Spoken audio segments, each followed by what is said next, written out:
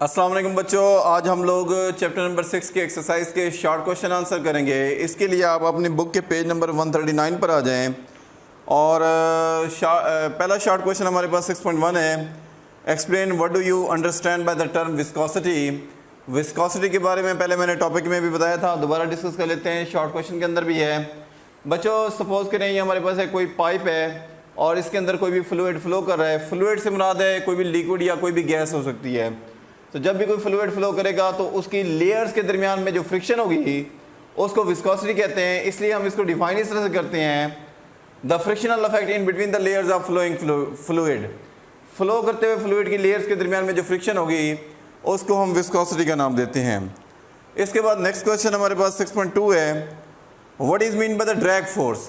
Drag force क्या है? Drag force को बच्चों यूँ डिफाइन करते हैं, कोई भी ऑब्जेक्ट है जब भी वो किसी फ्लूइड में से मूव कर रहा हो तो उस वक्त जो रिटार्डिंग फोर्स होगी, अपोजिंग फोर्स होगी, उसको ड्रैग फोर्स कहते हैं। When an object move through a fluid it experience a retarding force is called drag force. और ड्रैग फोर्स का फार्मूला स्टोक्स लॉ से होता है, F = 6 pi eta RVT। और इसी क्वेश्चन का दूसरा पार्ट है कि ये किन फैक्टर पे डिपेंडेंट है।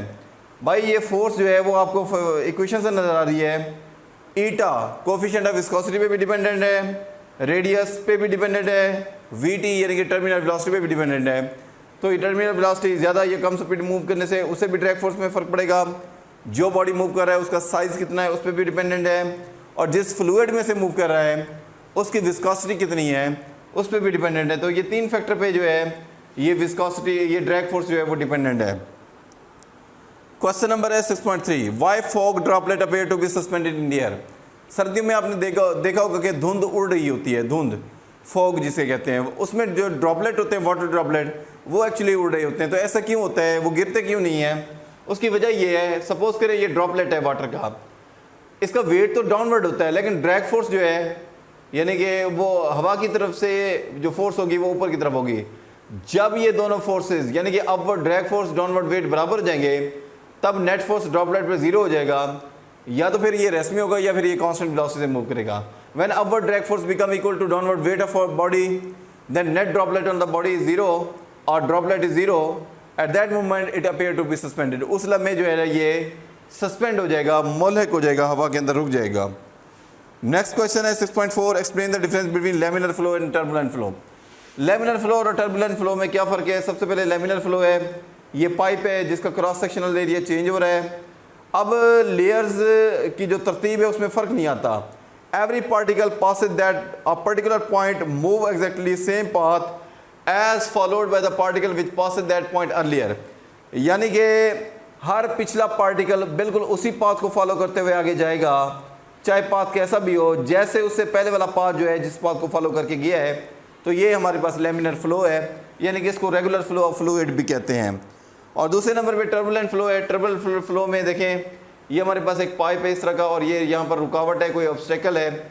जब ये वाटर यहाँ पर आएगा या कोई भी फ्लूइड फ्लो करेगा तो उसकी लेयर्स के दरमियान में तरतीब नहीं रहेगी, तो ये इरेगुलर हो जाता है। The irregular flow of fluid, इसको जो है वो हम लोग टर्बुलेंट फ्लो कहते हैं।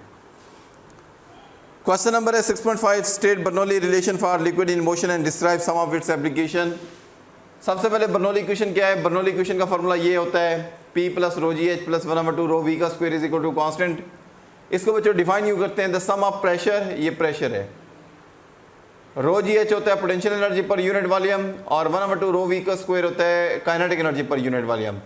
तो pressure, potential energy per unit volume और kinetic energy per unit volume का जो सम होगा तीनों का वो कांस्टेंट वैल्यू के बराबर होगा। यही बर्नौली इक्वेशन है। और याद रखें कभी भी हम लोग दो डिफरेंट क्वांटिटीज़ को ऐड नहीं कर सकते। तो इसका मतलब ये है कि अगर ρgh P के साथ ऐड हो रहा है तो जो यूनिट प्रेशर की है वही ρgh की होगी, यानी कि potential energy per unit volume की वही यूनिट बनती है जो कि प्रेशर की, और kinetic energy per unit volume की भी वही यूनिट बनेगी जो प्रेशर की। इन तीनों की यूनिट सेम होगी, प्रेशर वाली होगी। तो बहरहाल ये प्रेशर है, इसको हम लोग potential energy per unit volume और इसको kinetic energy per unit volume कहते हैं। इन तीनों का जो सम होगा वो कांस्टेंट के बराबर होगा।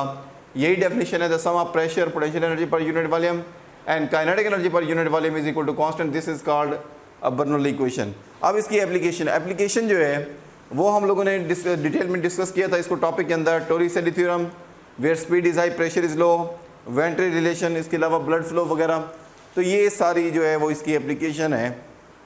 तो आज के लिए बच्चों इतना काफ़ी है, बहुत शुक्रिया।